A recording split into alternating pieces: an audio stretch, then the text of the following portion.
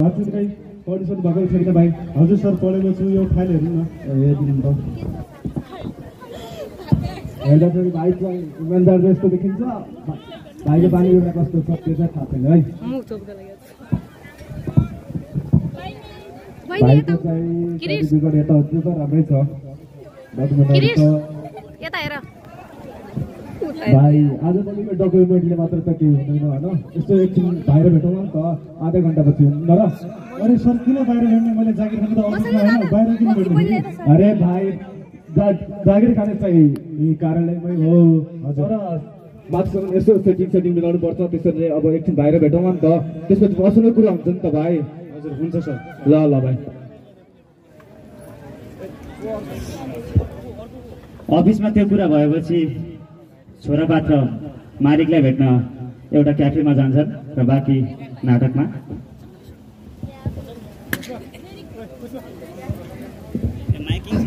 Sir नमस्ते। नमस्ते नमस्ते भाइ। ल सर म त फेरि आएँ त। हेर भाइ होइन आजभोलिको तिमीलाई त थाहै छ, सानोदेखि ठुलोसम्म पदसम्म चाहिने भनेको घुसै हो। घुसखोरी भनेको हाम्रो राज्यमा भनेको सामान्य कुरा हो होइन? हजुर सर। अब सानोदेखि ठुलो जागिर खान तिमीले कस्तो चाहन्छौ त्यो अनुसार नै घुस पनि ज्यादै बढेको छ होइन? हजुर सर। अब यसो तिमीले हेर्दा पनि मान्छे ठिकै छौ। तिमीले भनेको थियौ कि हल्का स्थिति घरको स्थिति पनि कमजोर छ भनेर होइन? त्यसैले यस्तो जागिर खाने नै मन छ भाइ? हजुर जागिर खाने नै भनेर त यस्तो जागिरै खाने भएपछि यस्तो 4-5 लाख रुपियाँ यस्तो लिएर आउनु भने भाइ। यो तिम्रो यो सर्टिफिकेटले के काम गर्दैन भाइ आजभोलि? अरे सर हजुर कस्तो कुरा गर्नुहुन्छ? म गरिब मान्छे, यत्रो 4-5 लाख कहाँबाट ल्याएर दिन सक्छु? अरे भाइ गरिब सरी भनेर तिमीलाई त भाइ तिमीलाई हल्का कम भनेको। अरू त यहाँ 10-12 लाख रुपियाँ दिनेवाला पनि छन् नि त भाइ। यस्तो हुँदैन नि त।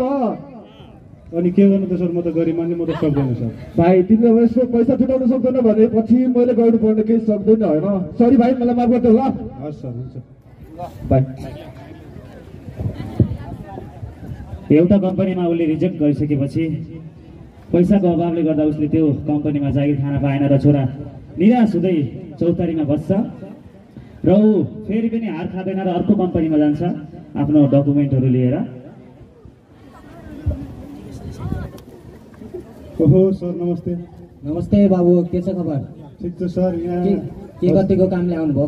यहाँ हजुरको अफिसमा मेरो लागि केही काम छ कि भनेर आएको सर। काम त छ हेर बाबु, खोइ तिम्रो डकुमेन्ट हेरौँ न। हजुर हुन्छ सर।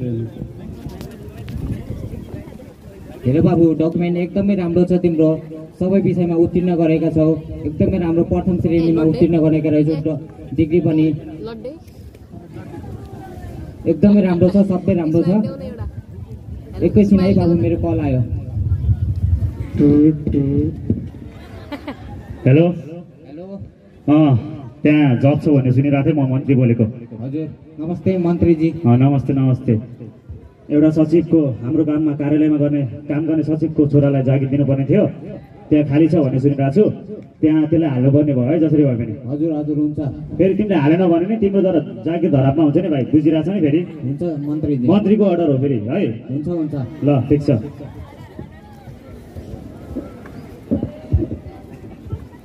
के भयो सर कुरो? हेर बाबु माथिदेखि मलाई प्रेसर आएको छ। अब मन्त्रीजीले कल गर्नुभएको थियो, मन्त्रीजीको मान्छे राख्नुपर्ने छ, नत्र मेरो जागिर दबाबमा परेको छ र मैले भन्नुपर्ने छ कि मेरो जागिर पनि दबाबमा परेको छ, अप्ठ्यारो हुने सम्भावना छ, मेरो जागिर पनि खारेज हुने सक्ने सम्भावना छ। मन्त्रीजीको मान्छे राख्ने भनेका छन् र योचोटि भएन बाबु, अर्कोचोटि तयारी गरौँ न। तिमी एकदमै राम्रो व्यवहारमा पनि एकदमै राम्रो छौ, तिमी प्रथम श्रेणीमा उत्तीर्ण गरेका मान्छे, डिग्री पनि। योचोटि त भएन, अर्कोचोटि ट्राई गरौँला नि त बाबु। ल अहिलेलाई यति बाबु, हुन्छ हुन्छ सर म लाग्यो। त्यो कम्पनीमा पनि उसले जागिर पाएन र ऊ एकदमै निराश भएर बसेको हुन्छ। अनि त्यसपछि उसले सोध्छ यदि मैले यत्रो पढेर पनि जागिर पाएन भने यो डकुमेन्टको यो सर्टिफिकेटको के काम लागेर? यो सर्टिफिकेट म आफ्नो विद्यालयमा गएर फिर्ता गरिदिन्छु र त्यो अहिलेसम्म गरेको खर्च बरु फिर्ता गरेर पैसा लगाएर आफ्नो जागिर खान्छु भन्दै ऊ आफ्नो विद्यालय पुरानो विद्यालयतर्फ लाग्छ।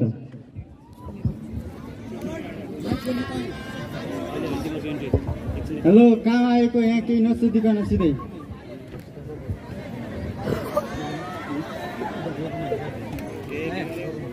हेलो कहाँ आएको? सिधै नसोधिकन यहाँ। प्रिन्सिपल सरलाई भेट्नु छ। सर हजुरसँग एउटा सानो काम परेर आएका थिएँ। पठायो न त को जाउँ। लिनु सर तपाईँको फाइल। मेरो जीवनमा केही परिवर्तन आएन, मेरो केही भएन भने चाहिँ मैले यो सर्टिफिकेट मार्कसिट राखेर मलाई जति पनि लगानी गरेर मैले यो पढेँ नि, यो सबै पैसा मेरो फिर्ता पाइन्छ। तिम्रो नाम कहाँबाट आयो तिमी? म यही स्कुलमा पढेको विद्यार्थी हो, हजुरले चिन्नुहुन्न होला। यो सर्टिफिकेट मार्कसिटले मेरो जीवनमा कुनै परिवर्तन ल्याउन भने चाहिँ मैले के गर्नु यो राखेर? यस्तो सर्टिफिकेट दिएपछि फिर्ता गर्ने कुन कानुनमा लेखेको छ, कुन संविधानमा लेखेको छ? मलाई चाहियो, जसरी हुन्छ चाहियो। तपाईँ आफ्नो समयमा गाड लिएर जान्छ। आउनु यता, तपाईँको यहाँ अहिले काम छैन, आउनु यता यता आउनु। त्यो स्कुलबाट पनि सेक्युरिटीबाट लात्ती खाएर फर्किँदै गरेको हुन्छ र ऊ घरमा आउँछ, झोक्किन्छ बाबुआमासँग, रिसाउँछ। बाँकी नाटक के भयो बाबु, काम खोज्न गएको मान्छे किन यसरी रिसाएर डकुमेन्ट र फाइलहरू फाल्दैछौ? के हुनु बाबा, हामी जस्तो गरिबको लागि त यो देशमा केही रहेनछ। यहाँ पावर र जो धनीमानी व्यक्ति हुन्छन् त्यसको लागि मात्र रहेछ। हामी जस्तो गरिबको त यहाँ केही छैन बाबा। होइन के भन्छ यो, मैले यत्रो वर्ष पढाएँ, तँलाई लेखाएँ, त्यही गर्नलाई हो, त्यही दिन देख्नलाई हो मैले। अब के गरौँ त बाबा, यस्तै भयो। मैले आफूले सक्ने जति त सबै गरेको हो, तर सकेन। नरिसाउनु न, छोराले सकेसम्म केही गर्ने भनेर ऊ काम खोजिरहेछ। नरिसाउनुहुन्छ हजुर। अब तिमीहरू आमा छोरा नै गर, जे गर्छौ तिमीहरू आमा छोरा नै गर, मेरो भन्नु केही छैन यसमा।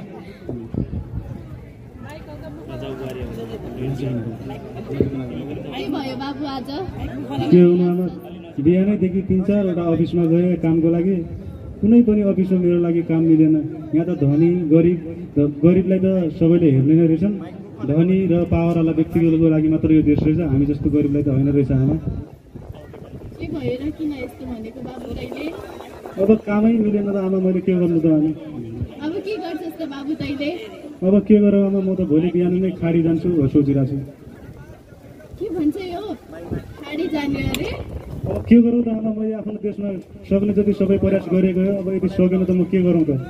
कान्छेको बुवा हेर्नु त यो त कहाँ जाने भन्दैछ, आउनु त, सल्लाह गर्नु पर्यो।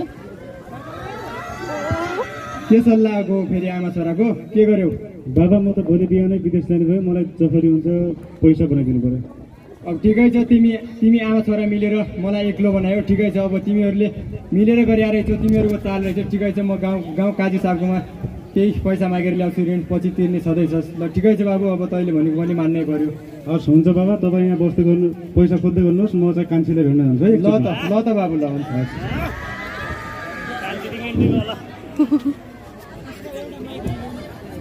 ए हजुर, के भयो हजुरलाई? के हुनु, बिहानैदेखि 3-4वटा अफिसमा गएँ कामको लागि, कहीँ पनि पाइएन। त्यसैले म त भोलि बिहानै खाडी जाउँ कि सोचिरहेको छु। किन यस्तो भन्नुहुन्छ र? दुःख सुख जस्तो भए पनि अहिले नेपालमा केही गरेर केही गरौँला नि त। मैले सोच्न त सोचेको थिएँ, तर सोचेको जस्तो काम हुन्छ र हामी नेपालीको बाध्यता नै हो। हामी गरिब मान्छे फेरि यहाँ त धनी र पावरवालाको मात्र काम रहेछ, हामी जस्तोको होइन। ल हुन्छ नि त, यति नै जिद्दी गर्नुहुन्छ भने बाबाआमासँग सबैसँग सल्लाह गरौँ, अनि जाने भएपछि जानु होला नि त। हुन्छ अनि त्यही गरौँला। यति भन्दै सबैको सहमतिमा छोरो अर्को दिन बिहानै मुगलानतिर लाग्नलाई तयार भएर आउँछ र बाउले पनि त्यति बेला पैसा खोजेर छोरालाई दिने भनेर आएका हुन्छन्। बाँकी नाटकमा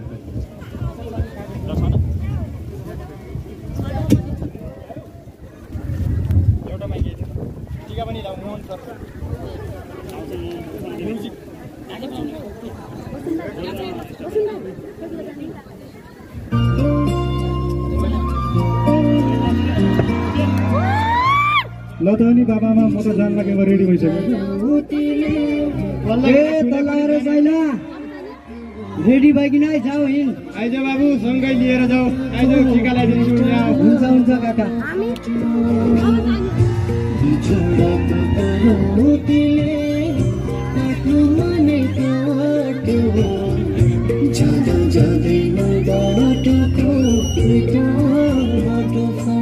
ल त हुन्छ काका, आफ्नो ख्याल गर्नु।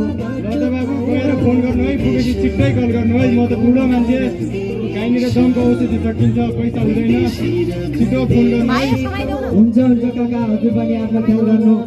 ल है कान्छी, बसेर राम्रोसँग आमा बाबाको ख्याल गर है।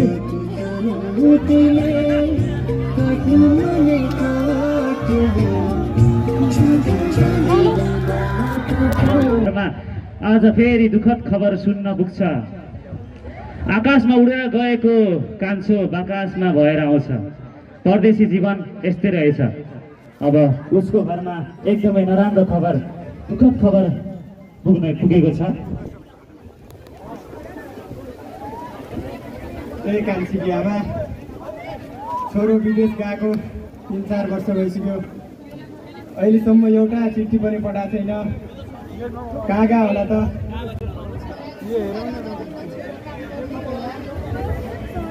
अहिलेसम्म एउटा चिठी पनि पठाएको छैन। कतै केही पो भएको होइन कि? मलाई त डर लागिरहेको छ कान्छीकी आमा।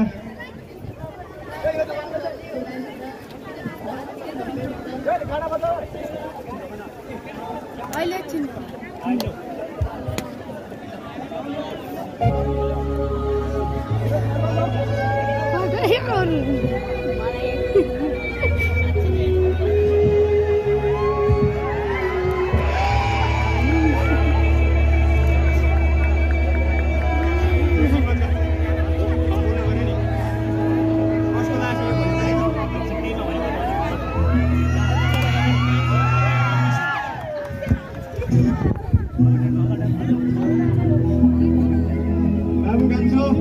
हजुर काका। यो किन यहाँ राखेको बाबु? कसको लास हो यो हजुरकै छोरा कान्छोको लास हो बाबा। काका कसरी भयो बाबु यस्तो? विदेशमा काम गर्दै गर्दा मेसिनबाट चेपिएर सबै मृत्यु भयो उसको। छोरा नरुनु काका।